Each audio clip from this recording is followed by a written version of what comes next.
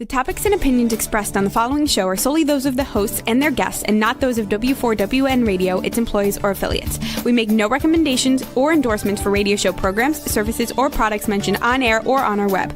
No liability, explicit or implied, shall be extended to W4WN Radio, its employees, or affiliates. Any questions or comments should be directed to those show hosts. Thank you for choosing W4WN Radio. This is Beyond Confidence with your host, Divya Parekh. Do you want to live a more fulfilling life? Do you want to live your legacy and achieve your personal, professional, and financial goals? Well, coming up on Divya Parekh's Beyond Confidence, you will hear real stories of leaders, entrepreneurs, and achievers who have stepped into discomfort, shattered their status quo, and are living the life they want. You will learn how relationships are the key to achieving your aspirations and financial goals. Moving your career or business forward does not have to happen at the expense of your personal or family life, or vice versa. Learn more at www.divyaparekh.com, and you can connect with Divya at contact@divyaparekh.com. This is Beyond Confidence, and now here's your host, Divya Parekh. Hello, hello, hello. It's Tuesday morning, and I'm thrilled to be here with you because I look forward to this day because you are giving us your time. So I want to thank each and every one of you who have got our books, especially Expert to Influencer and the AI Agency, because it's going to help you build the influence and form those meaningful connections with people, as well as develop that agency in this era of AI, because it's not what you think, it's how you think. Well, let's bring in our guest. Welcome, Vanessa. Thank you so much for having me. So, Vanessa, tell us if there's a moment that you recall from your youth or from your childhood where someone or an experience left a positive mark on you. Oh, yeah, absolutely. There's been so many wonderful moments. I grew up in Silicon Valley, which is a really wonderful experience to grow up in that environment with lots of innovators, lots of incredible leaders who are all trying to do something completely new in their industry. So being surrounded by that has certainly shaped my perspective in the work that I do today as well now, too. But I think that there was one really, really great perspective that I got, and it was from Dr. Beth Stevens. And she used to be the former chief of sustainability for Disney. And what was interesting about her role is that she had to do very, very innovative work across a very, very large organization that has many, many different types of businesses. And she said the role of an innovator is actually the role of a diplomat. And what she meant by that is that if you're trying to do something new in your life or new in your business, you have to really think about each and every one of your stakeholders, really, really deeply listen to them, understand what is their objective, what are their incentives, what is driving them, and then connect that with your mission. And I thought that was something that really, stayed with me for a very long time, because I feel that when you're trying to change anything, whether it's something you want to change in your own personal life, or you want to change something in your organization or business, you really have to be thinking about, how am I going to be a diplomat to get this done? How am I going to really think about everyone else's agenda, objectives, and incentives? And then how can I be creative in finding ways that my objectives overlap with theirs? And that's how the real kind of change and transformation happens. So that's something that's really stayed with me as a kid. And it's certainly true in my work today as well. Yeah, no, that's such a beautiful way to take a look at it, because when you talk about the diplomacy, you are thinking about the other party that's concerned. And then you're also thinking about yourself, finding that common ground. And when everybody's aligned, that's where the magic happens. So as you continued your growth in Silicon Valley, tell us, where did your life take you? Yeah, absolutely. So I actually started out my career in biofuels. So I went to UC Berkeley as my undergraduate degree and soon went into biofuels, which was a very interesting field, looking at algae-based biofuels that would be these carbon neutral biofuels that we'd be able to actually ferment algae and then turn that into car diesel that could go in your car. And it would be completely carbon neutral and sustainable. And so that's something that really motivated me, and I helped them raise a few rounds as well too. And then I actually got involved with some bigger institutions like the UN Foundation and the World Bank and the Nature Conservancy, all kind of within analyst roles. And then into some venture capital groups as well as startups like, Joby Aviation, which is an incredible startup, which is eVTOL, if you're familiar with it, or it's similar to kind of electric aviation or things like that as well too. So looking at various different ways that we can be innovative in transportation, and also real estate as well too. How can we kind of redefine our current infrastructure and create something that's more innovative and again takes in all of those stakeholders in mind? Absolutely. So you've had a very rich and varied background. So tell us, and not all of our listeners may be familiar with the transportation that you're talking about. Why don't you educate us? Yeah, absolutely. I think that there's a lot of different wonderful ways that we can start to reimagine transportation. And today we're very, fixated on a few particular opportunities, but there's actually so much out there for us. Of course, electrification, I think, is a huge element that a lot of people are talking about, which is fantastic. And I think it's certainly a huge element of the solution. I also am still a huge proponent of biofuels. I think that they're fantastic, mainly because they also work with our existing infrastructure. All of our cars today, all of our, transport systems, they run off of some form of, petroleum product. And because of that, it makes sense to use our existing infrastructure. The investment needed to transition everything is going to just be too high given the timeline that we're thinking about for some of these transitions needed. And so it's really, really important that we think about what works with our existing infrastructure and how can we be innovative with what we already have. And that's something that's always really guided my philosophy is thinking about what is it that we have? Can we take inventory of everything that we have and then utilize that in a better way than we've been using it before? So that's actually something that led me to a lot of the work that I've done. And I actually call it the waste to value formula. And what I mean by that is thinking about what you might be disregarding and actually thinking about how can we create a sense of value from that. And this is something that I wrote in my book, and it's all in my speeches and keynotes as well too, is this one particular case study, and I'll share this with you because I think it's interesting. Barry Callebaut is one of the world's largest chocolate producers, and they were actually throwing out 70% of their cacao, or the bean itself that grows chocolate. They were only taking out the seeds for chocolate, and they were throwing away this delicious fruit that was around all the seeds and the shell and everything like that. They were paying to produce it, but they were throwing away 70% of the produce itself. And they actually found out by talking to the local farmers that you can actually use this as a juice. There's a cacao juice. There's all sorts of different things you can make out of it. There's medical equipment that, medicines that you can make out of it. There's, different liqueurs that you can make out of it. There's so many different things that you can use with something they were just originally throwing away. And I think this is a really great philosophy for all of us in our own lives and our own businesses as well, too. If we take inventory of everything we're wasting or everything that we're disregarding, there actually might be some value in it. And this is one of the innovation strategies that I share with a lot of my clients as well, too. Can we take inventory of everything we have, and can we generate a new stream of income from something we're throwing away or disregarding? Can we take inventory of everything that we're overlooking and find a new source of value creation from it? So that's just one kind of case study that I've added in the book and everything like that. But I think it's very relevant when we think about any kind of change or transformation or innovation. Can we use something that we're completely disregarding? Absolutely. What a powerful story, because I really like the concept of waste to value, and that's where the biofuel comes in. Yeah. And coming from a biochem background myself, it is so powerful because then you are creating that ecosystem of recycling, like proper recycling, while disrupting the industry. So Yeah. you talk about systems approach. So tell us a bit more about that.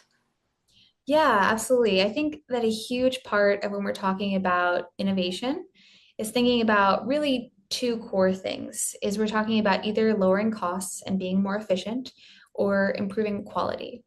And we kind of think about this as guiding a philosophy for how we want to change something. So innovation is more important than ever. I don't think I have to, tell our listeners that. It's definitely important, especially when we're dealing with highly competitive markets like we're dealing with right now. I mean, a Fortune 500 company will jump off of that list, every few weeks to quarter. So the turnover that's happening with successful companies today is much, much higher than it was in the past. So we have to continually be thinking about how are we going to innovate?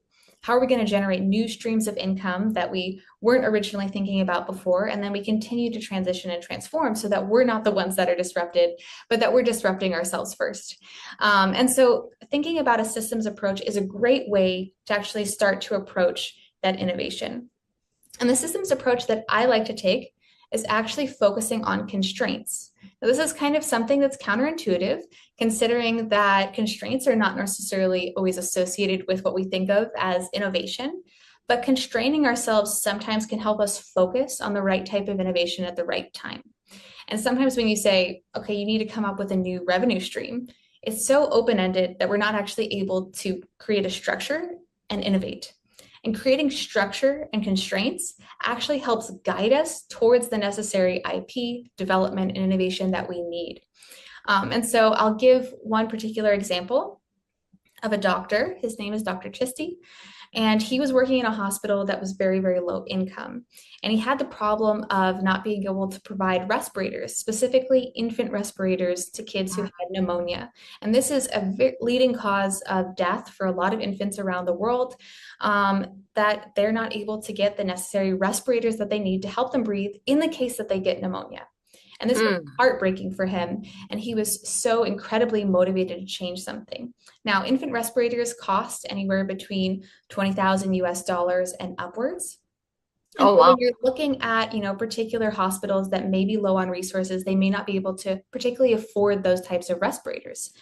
And so he said, I have to change this. I can't see another infant die. This is too much. And so he worked together with a small team and came up with a new way to create a respirator that only cost $3. And this is something that is truly incredible innovation, because when you think about it, this is, a multi-billion-dollar industry of respirators. Right. And there's plenty of brilliant doctors. But why was he the one who was able to create that innovation? Why was he so special? And breaking that down answers the question for a lot of great innovators thinking about how they're going to approach their next patent and their next invention. We have to think about what are the constraints. So for him, his constraint was cost. He had to constrain himself on the basis of cost. That forced him to throw out the old way of thinking entirely because he couldn't do it the same way that everyone else who was innovating in that industry was doing it. He had to throw out the old way of doing it and go back to the core basics. What works? What is a respirator actually doing? What are the core mechanisms that do save a child's life and help them breathe? What kind of pressure do I need?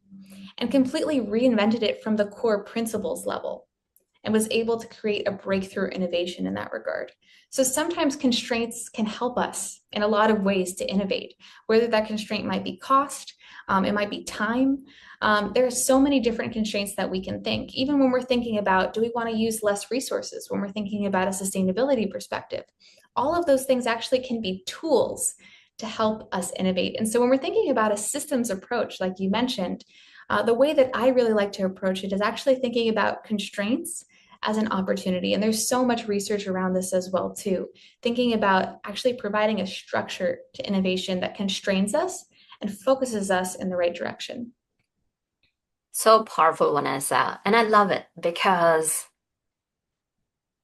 it's just heartbreaking to think about that infant dying because that respirator is not available to them and that innovation.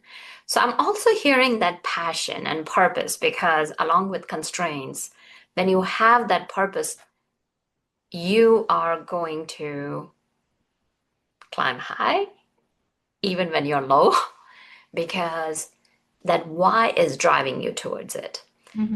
And I really like that approach because when we talk about the constraints, any product development, anytime we are talking, it's important to have that structure because those constraints create the guardrails. Otherwise, we can be in the la la land of what's possible and not be able to create pilots and create those disruptions. So let's talk about, as we are talking about disruptions, there's so many different ideas. So as so many of Gen Zs and millennials, they're thinking of starting up new companies. What are some of those key elements that they can have to have that Silicon Valley startup mindset? Yeah, absolutely. Well, I will reinforce the constraints in that system mindset Mm. as well too, because when you don't have that, the alternative is complacency. When things are too comfortable, when you don't have those guardrails, you'll do things the same way that everyone else is doing things. And so sometimes those constraints actually give you a competitive advantage in the market. So for anyone who's listening, who's thinking about what is a business that I want to start, you need to start thinking about what is your competitive advantage and are the constraints that are in my life already. Maybe you have a cost constraint, maybe you have a time constraint, maybe you have other difficulties or challenges in your life that are preventing you from creating that business. What if those are actually opportunities to think of a completely new, unique way to approaching the business model? And so that's where I want to start to help people start to think about all of those challenges as opportunities. And when you look at any great innovator, you'll see that they had a huge amount of challenges in their life. And it's those challenges and those mistakes that sometimes were the spark that created that innovation. And so I open it up to you to think about, let me list out actually all of the challenges that I'm facing in my life. Can they be a new way of thinking about the problem? Does that give me a unique perspective on the problem? Maybe other people are challenged in terms of cost. Maybe other people are challenged in terms of time. Whatever the constraint is, you might actually be understanding your customer more than your competitors in that regard by actually channeling this challenge as an opportunity. So that's Mm. something that I will really emphasize to anyone who's listening today. And of course, I think this goes without saying, but you mentioned this as well too, is passion. And passion and purpose and things like this, they really drive us to push past the obstacle. So when we talk about all these challenges, the way that we're actually able to overcome it and to provide a solution is through a huge amount of passion and determination. That's the only way that we're going to be able to climb that mountain. If we don't have that passion or purpose, we're not going to be able to overcome that. When we look back at the Dr. Chisti example, he was hugely motivated to change things. He had the constraint, but he also had that ingredient of passion or purpose because he was so struck by those child's deaths that he wanted to change this. So there was a huge amount of motivation for him to continually design and fail and design and fail. And there's going to be so many failures along the process to you finding that wonderful spark. We love to look at all these innovators and look back on their work and say, oh, wow, they're just so brilliant. You know, they just came up with it. But when you actually look back at the history of that particular innovator, you'll see that they failed so much before they were able to find that success. And all of those failures were learnings for them to go forward. And if you don't have that purpose, you won't be able to recover from those failures as well too. So failure is an important process, and passion and purpose is what's going to be able to help you overcome each of those challenges and failures while you're getting to that solution. So talking about that, I'd love to explore your passion, or if there was a story behind you getting behind the sustainability. Yeah, absolutely. So of course, sustainability has been a huge passion for me. And I read, Mark Tresec's book when I was in high school that really changed the course of my life. And he was a former partner at Goldman Sachs who went on to be CEO of the Nature Conservancy. And the way that he was able to conserve land actually came from a lot of the principles that he used at Goldman Sachs. And that provided him a very unique perspective. And so that's what actually motivated me to go into finance, as well as to have that purpose and passion behind it of sustainability, thinking about all the externalities of a business, not just when we're thinking about the internal structures, but thinking about all the external stakeholders, including sustainability as being one of those factors as we're thinking about long-term revenue growth for a business. And so that's what really motivated me. But I think what's so interesting and what kind of helped me develop my book as well too is I looked at all these startups, all these clean tech startups that are sustainable, that are doing well for themselves. And I noticed something about each and every one of these clean tech startups as I was working in venture capital groups or working in those ventures themselves, that all of these clean tech startups were actually much more innovative than their competitors. Something about having that strong sustainability purpose was actually helping them develop IP quicker, retain talent better, and go to market faster. And I thought that was so interesting. Why is it that these organizations that have a very strong purpose are actually much more innovative, are able to operate much leaner, are able to be more dynamic in the market? And so I started to try to break this down. What is it about a clean tech startup that's able to do better than their competitors? And what I found was a lot of these things. Sustainability provides necessary constraints that you need to be more innovative. So it creates a dynamic culture in the organization of innovation and adaptability. It also retains really, really brilliant talent, because you'll see people who are right out of college staying with the organization much longer than their competitors because they believe in the purpose of the organization. It's not just a paycheck for them. They're willing to fight for that cause. They're willing to stay with that organization even when times get tough, because they believe in the vision and the purpose of it. And you'll see this with a lot of research as well, too, that higher ESG organizations are able to survive recessions much better than their counterparts who rank lower in terms of ESG. So that purpose actually is able to retain more talent. And we see this with Interface, which is a key example of a very sustainable business. They're considered to be the most sustainable business in the US, and also one of the most innovative. And they started out not that way at all. They were a carpet manufacturing company in the south of the United States, which is not necessarily considered to be a very innovative business model. That seems fairly traditional. So it's interesting that they were able to get so much recognition for their innovation work, considering their business model. They were actually a very dirty business when they started out. Their carpets were made out of plastic, all of their factories were run on fossil fuels, and all of the transportation of their products was also run on fossil fuels. So every part of their business was dirty. And they, in fact, had actually lobbied individuals in government to say that they should not have any environmental regulations on them, because that's just the way they had to operate their business. And so they went from what you would think of as a very traditional business model, not sustainable at all. And suddenly the CEO decides that he wants to change all of that. He wants to become a regenerative business, meaning that he gives back to the planet more than he takes. And this was in the 1990s, when this kind of thing wasn't as popular. There weren't as many activist investors. There weren't as many impact investors to motivate this kind of change and transformation in the organization. And he said, no, we're actually going to do better by thinking about the long-term stakeholder engagement when we're thinking about 10 and 20 years out. And they were able to create IP that's now in Gucci, Adidas, and all these big luxury brands. They were able to create fabric IP. And what I mean by that is that they actually were able to take plastic out of the ocean, recycle it, and turn it into their carpeting that they use today. And this particular technology they developed with their supplier and is now used by almost the entire fashion world. And this became hugely, hugely innovative. At the time, it was not considered to be possible. It was considered to be scientifically possible, but not in practice, not economically possible to be able to do this. And so they actually changed their suppliers. They found a much smaller, leaner supplier that was willing to take a risk. And they developed this IP completely from scratch with them.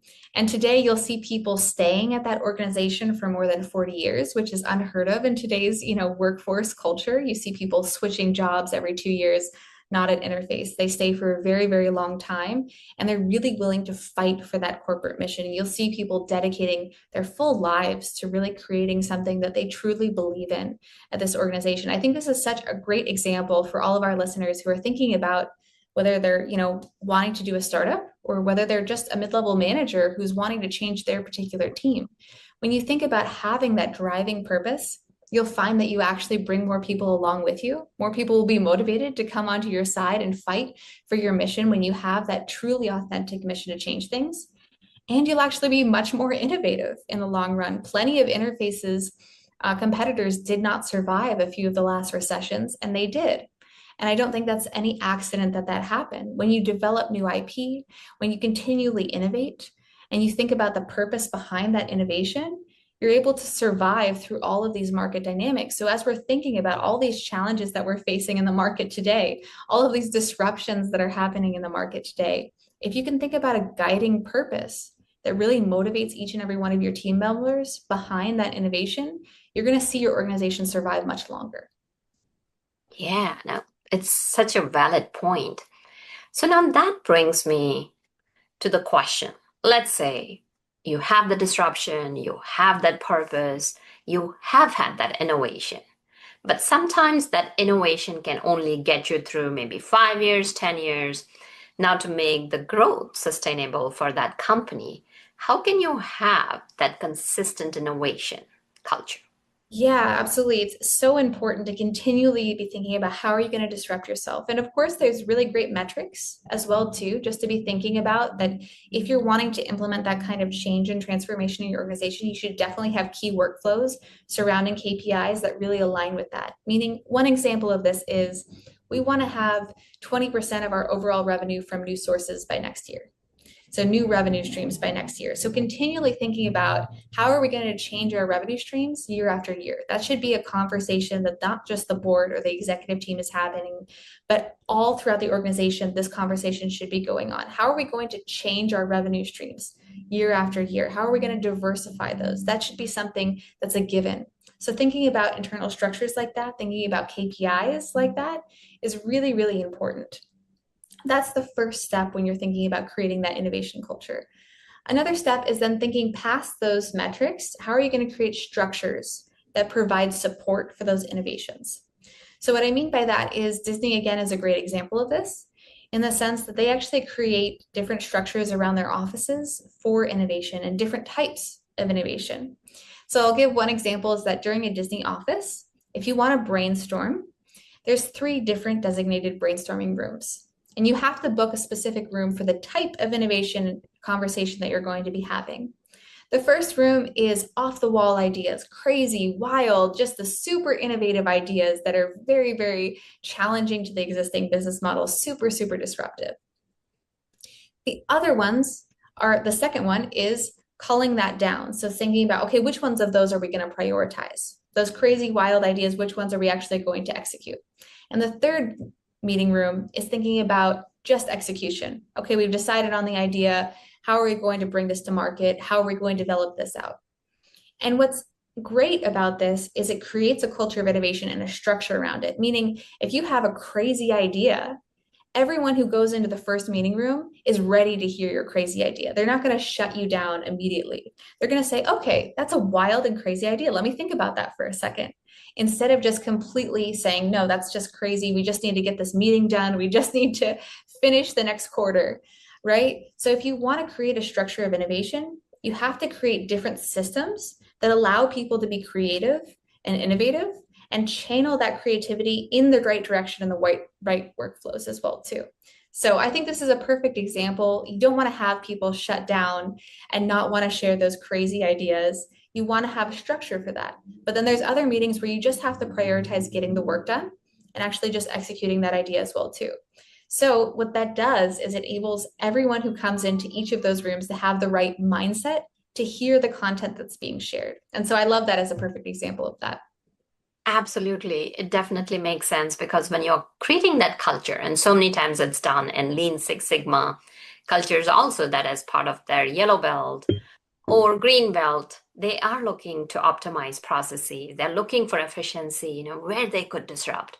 So this is such a wonderful example because when people know that their ideas will be welcomed, they will share. Otherwise, as you talked about, so many organizations get caught up in feasibility and ideas are just even shut down, like literally crushed even before they've had a chance to take root or even germinate. So that's very, very powerful.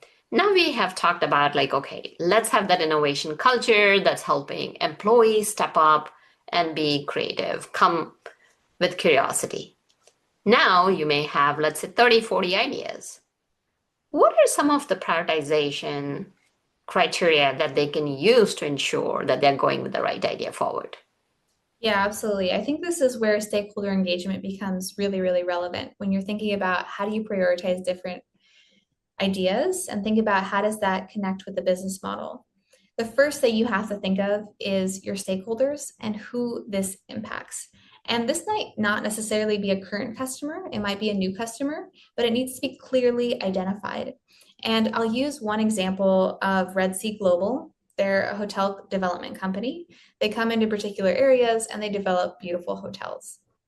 And what was interesting about what they did and how they prioritized certain ideas is they thought about, okay, we're going to go into this area. The locals, are a key stakeholder, but they might not like us moving into this area. But we're going to listen to them. We're going to listen to what they want, and we're actually going to genuinely care and think about structures that support them. And so they went and they listened to the particular village that they were going into, and they listened to all of the people who were living there and what they wanted. And they gave two crazy ideas that most companies would just throw out immediately. They said, we want a banana farm, and we want sailboats, our traditional sailboats that are unique to our culture. Now, any other hotel development company that comes and said, that's great, but that's not really what we do. We're a hotel company. But they decided to go for it. And they actually did invest in agricultural land. And they created a very unique farm-to-table experience that's very unique to their hotels, giving the locals that banana farm, but also giving their customers a very, very unique culinary experience. They also did invest in those sailboats and taught the locals how to showcase that to tourists. And now they have a very unique sailing experience that people travel all around the world to go to their specific hotels to have this very unique sailing experience. And so what I think is interesting is when you take these crazy ideas and you think about prioritizing them, sometimes the best way to do that is by thinking about your stakeholders and genuinely listening to them. Then taking each of those ideas and saying, how does that overlap with our business model? Where is the win-win between this wild and crazy idea and us delivering value to our stakeholders?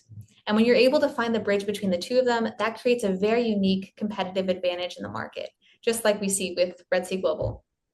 Yeah, and Red Sea Global is such a powerful example because you're not only coming up with new ideas, you have that alignment with your stakeholders, but at the same time, what I'm hearing is that you're taking an existing ecosystem and expanding it, and which is so much easier to build upon it.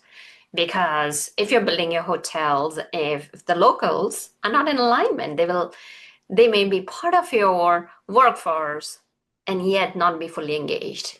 Yeah. So what you're doing is you're creating that expansion of ecosystem, that evolution that's in alignment.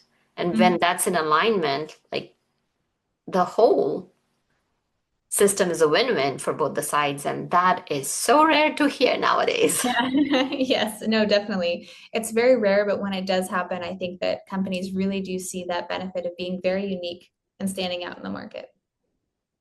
So the message here that I'm hearing is that it can be done. We have seen several examples that you have shared. We can bring in sustainability because scaling is just not enough. Once you have scaled, it's important to sustain your progress and have that continuous improvement. Do you have any tips around that? Yes, I will definitely say that it's both possible, and to add on top of that, it creates a competitive advantage. Meaning that if you're thinking of, changing your existing business model or starting a new business, all of these things enable you to be more dynamic. When you think about Red Sea Global, they're able to be much more dynamic because they're able to be very creative and innovative and create new ideas that are unique value propositions to their specific customers. When we think about Interface, they were able to survive different recessions because of the unique IP that they developed. When we think about, Disney, they're a very creative and innovative company, and the structure around that innovation has helped them be more dynamic and changing as well, too. So with each of these examples, I will say that, yes, of course, it's possible to think about that purpose and connecting it with the core business model, but not just that. It will actually help you survive when times are toughest. So my tip for everyone who's listening to this is to think about what truly speaks to you in terms of that purpose, and thinking about your stakeholders and how all of that aligns with the core business model. If you continually think about that and also listen to each of those stakeholders, they're going to be telling you ways to innovate if you're truly and deeply listening to it, just like with Red Sea Global. You're going to get the cues on how to develop, how to transform, how to disrupt yourself by listening to all of those stakeholders and continually trying to adapt that to the business model.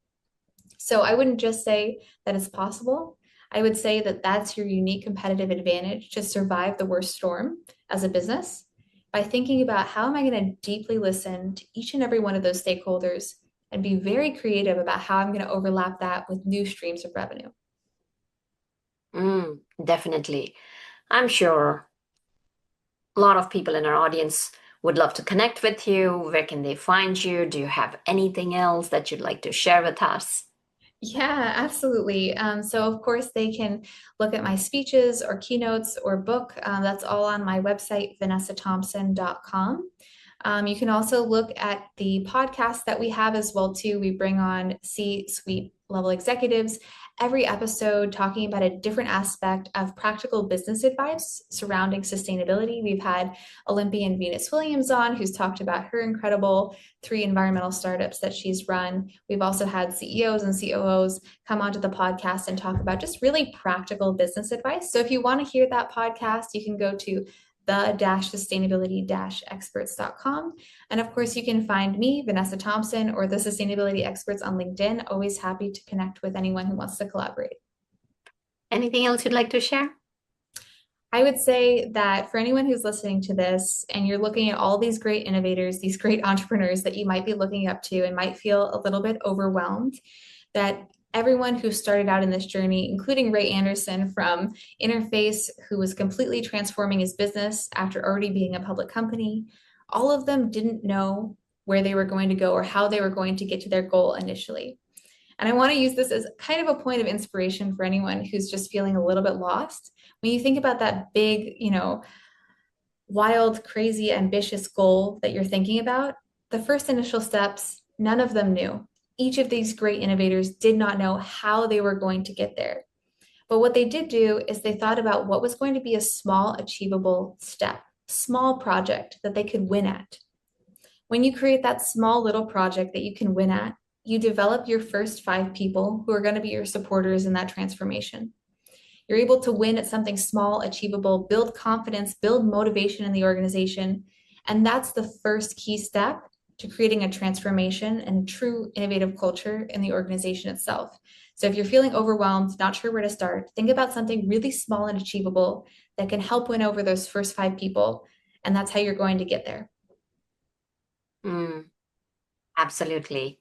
Well, thank you, Vanessa, for the wonderful insights that you have given, along with practical strategies. Thank you for joining us. We wish you the best as you continue on your sustainability journey. Thank you, wonderful audience, for joining us and being part of our family. Reach out to us like you always do and let us know how we can serve and support you to live the best life you can. And thank you, Juan, for being a tech genius. Be well and take care until next time. Thank you for being part of Beyond Confidence with your host, Divya Parekh. We hope you have learned more about how to start living the life you want. Each week on Beyond Confidence, you hear stories of real people who have experienced growth by overcoming their fears and building meaningful relationships. During Beyond Confidence, Divya Parekh shares what happened to her when she stepped out of her comfort zone to work directly with people across the globe. She not only coaches people how to form heart connections, but also transform relationships to mutually beneficial partnerships as they strive to live the life they want. If you are ready to live the life you want and leverage your strengths, learn more at www.divyaparekh.com. And you can connect with Divya at contact@divyaparekh.com. We look forward to you joining us next week.